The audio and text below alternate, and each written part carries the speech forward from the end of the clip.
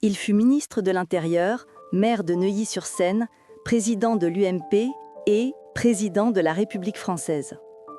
Nicolas Sarkozy a marqué les années 2000 d'une empreinte énergique, clivante, déterminée. Mais aujourd'hui, c'est un autre visage que la France redécouvre, celui d'un ancien chef d'État condamné à de la prison ferme. 5 ans, dont 1 an à purger. Un choc, un symbole, une chute. Alors, que nous raconte cette histoire ? Est-ce simplement celle d'un homme puissant rattrapé par ses actes ?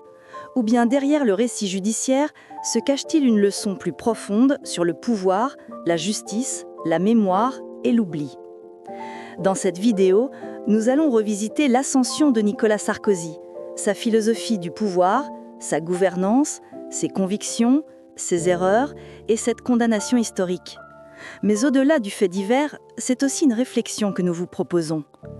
Comment une démocratie juge-t-elle ses anciens dirigeants ? Le pouvoir protège-t-il ou finit-il toujours par exposer ? Et surtout, que reste-t-il d'un président une fois que le silence s'installe ?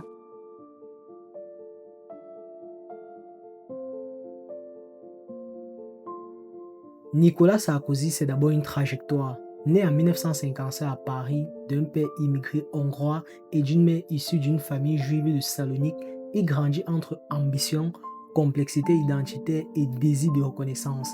Diplômé en droit, il gravit rapidement les échelons politiques dès l'âge de 23 ans. Mais à 28 ans, ministre à 38, il est perçu très tôt comme un animal politique, un homme pressé, tranchant, qui dérange mais qui avance, un orateur redoutable, un stratège habile, un leader qui ne craint pas de diviser pour rassembler. Mais derrière l'image dure, il y a aussi le Sarkozy de l'émotion, celui qui pleure en parlant de ses enfants, celui qui cherche constamment à séduire l'opinion, parfois au risque de l'agacer, l'homme du bling-bling et des coups d'éclat, mais aussi celui de la rupture promise avec le système. En 2007, il est élu président de la République.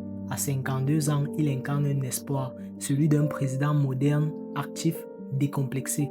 Mais il sera aussi critiqué pour son style brutal, son agitation permanente, ses choix polarisants. Mais peut-on comprendre sa chute sans revisiter ce qu'il fut ? Qui est vraiment Nicolas Sarkozy ? Un homme de pouvoir ou un homme du pouvoir ?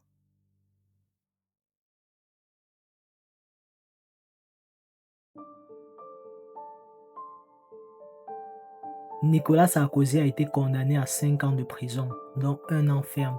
Un président de la République, jugé et reconnu coupable de corruption. Une image forte, choquante, inédite. Mais au-delà du verdict, que signifie vraiment cet événement ? Que reste-t-il d'un homme de pouvoir quand le pouvoir l'a quitté ? Quand la justice, plus forte que la fonction, rappelle les limites ? Parler de Nicolas Sarkozy aujourd'hui, ce n'est pas simplement commenter une actualité judiciaire, c'est interroger notre rapport à ceux qui nous dirigent, c'est réfléchir au pouvoir lui-même, à ses tentations, à ses abus, mais aussi à sa fragilité. Sarkozy n'est pas juste un ancien président, il est un symbole, celui d'un certain style de leadership, d'un rapport assumé à l'autorité, au conflit, à l'image. Et sa condamnation, nous force à nous interroger sur la démocratie, sur la mémoire politique et sur ce que nous attendons réellement de ceux qui nous gouvernent.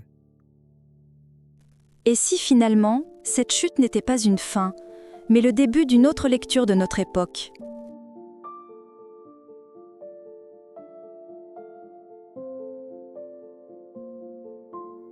Nicolas Sarkozy n'a jamais eu une vision neutre du pouvoir. Pour lui, gouverner, c'est agir, décider, s'imposer. Il incarne une philosophie du volontarisme, celle où la volonté l'emporte sur le compromis, où la parole doit trancher, pas arrondir. C'est un héritier du gaullisme musclé, mais sans la distance.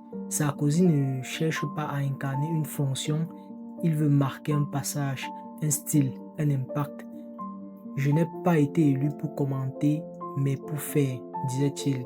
Et cette phrase résume toute sa posture. Mais peut-on gouverner un peuple en permanence dans le rapport de force ? Le pouvoir, s'il oublie l'éthique, devient domination.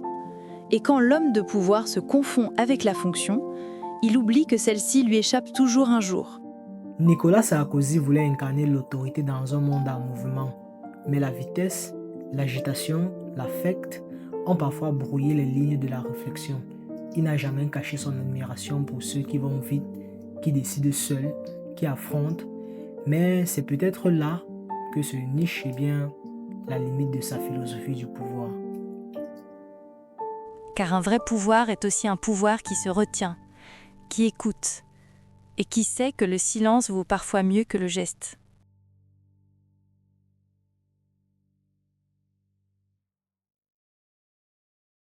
Le 25 septembre 2025, un verdict historique a tombé. Nicolas Sarkozy, ancien président de la République, a été condamné à 5 ans de prison ferme pour association de malfaiteurs dans l'affaire du financement présumé libyen de sa campagne de 2007. Cette peine s'accompagne d'un mandat de dépôt à effet différé, mais avec exécution provisoire. Cela veut dire que malgré l'appel, Sarkozy devra très probablement purger sa peine dans les semaines à venir. Ce jugement marque une première dans l'histoire de la XXe République. Un ancien chef de l'État va aller en prison pour des faits en lien avec l'exercice ou l'organisation de sa fonction. Mais ce n'est pas seulement la condamnation d'un homme, c'est un message à toute la nation. Le pouvoir ne protège pas. Le prestige ne doit pas masquer la responsabilité. Le tribunal a relaxé Sarkozy sur des charges de corruption passive ou de détournement direct, faute de preuves suffisantes. Pourtant, il reste convaincu qu'il avait connaissance et qu'il a laissé agir ses proches dans la recherche de financement occulte. C'est ce laisser-faire, ce pacte implicite qu'il a condamné. Philosophiquement, ce jugement soulève des questions profondes. Qu'est-ce qui fait qu'un dirigeant cesse d'être au-dessus des lois ? À quel moment le silence ou l'omission devient-il complice ? Et surtout, comment la démocratie préserve-t-elle la confiance quand ses institutions sont secouées ? Le pouvoir n'est pas simplement ce que l'on possède, mais ce que l'on doit rendre.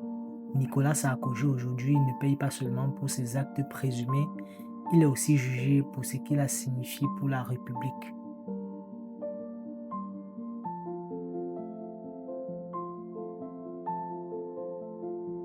Derrière les condamnations, derrière les polémiques, il y a un homme. Nicolas Sarkozy, ce n'est pas seulement un ancien président condamné, c'est aussi un personnage complexe, profondément marqué par une idée bien précise du pouvoir, celle de l'autorité assumée, du volontarisme, parfois même de la confrontation. Dès le début de sa carrière, Sarkozy a voulu incarner une forme de puissance directe. Pas de demi-mesure, pas de discours creux. Il voulait agir, il voulait marquer. Il disait lui-même, « Je ne suis pas là pour faire plaisir, je suis là pour faire ».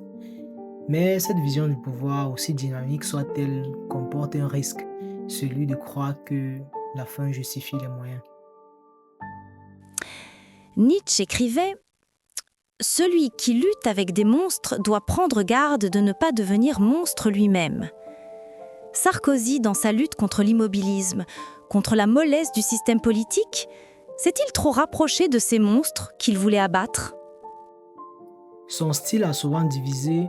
Certains y voyaient un président énergique, réformateur, d'autres un homme impulsif, prêt à franchir certaines lignes.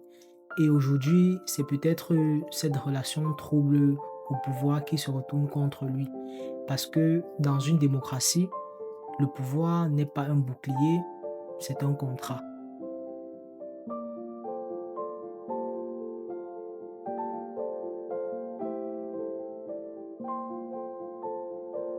Et si l'histoire avait bifurqué, si Nicolas Sarkozy n'avait jamais été élu président en 2007, si les urnes avaient choisi un autre destin pour la France? On imagine alors un avocat brillant, resté dans l'ombre des cabinets ministériels, un homme politique toujours en tension, mais jamais au sommet, un éternel candidat, une voix critique, acerbe, mais privé de la pleine lumière du pouvoir. Dans cette fiction, Sarkozy devient peut-être une figure plus libre, moins puissante, mais plus tranchante, un Zorro politique, sans le fardeau des institutions. Le pouvoir transforme, il révèle, mais il enferme aussi. Serait-il resté plus proche du peuple, de la colère sociale, s'il n'avait jamais eu à la contenir ? Ce que cette fiction nous dit, c'est qu'aucune trajectoire n'est neutre. Le pouvoir n'est pas un simple outil, c'est une épreuve. Et celui qui l'accepte en paye toujours le prix. Sarkozy l'a accepté et il en paye encore le prix.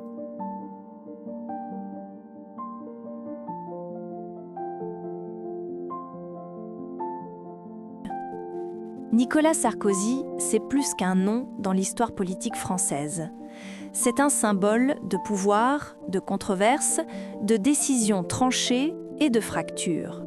Son parcours est celui d'un homme qui a fasciné, divisé, mais rarement laissé indifférent. Entre la volonté de réformer et la soif de contrôle, il a incarné une époque. Sa chute judiciaire ne doit pas seulement être vue comme la fin d'un homme politique, mais comme un miroir. Un miroir tendu à notre société, à nos institutions, à nos exigences envers ceux qui dirigent. Sa chute judiciaire ne doit pas seulement être vue comme la fin d'un homme politique, mais comme un miroir. Un miroir tendu à notre société, à nos institutions, à nos exigences envers ceux qui dirigent. Que nous dit cette histoire? Qu'avoir le pouvoir, ce n'est pas seulement décider, c'est aussi être redevable, c'est être jugé, c'est parfois tomber. Et vous, à quand remonte votre dernière vraie réflexion sur le pouvoir, sur l'engagement, sur la responsabilité? Parce que penser, c'est déjà résister.